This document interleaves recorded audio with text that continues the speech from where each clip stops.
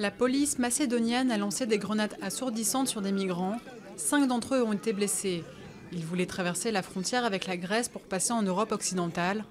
Hier, l'état d'urgence a été décrété en Macédoine. Les autorités ont décidé de déployer des soldats à la frontière pour contrôler l'afflux de migrants. La baisse d'impôts promise par François Hollande sera inscrite au projet de budget pour 2016. C'est ce qu'a déclaré Manuel Valls.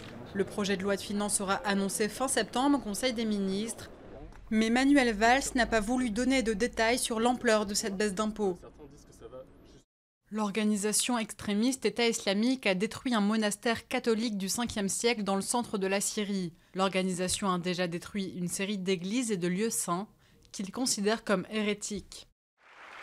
Le fondateur de Wikileaks, Julian Assange, a été acclamé par les militants d'Europe Écologie Les Verts, qui sont réunis pour leur université d'été à Villeneuve-d'Ascq dans le Nord.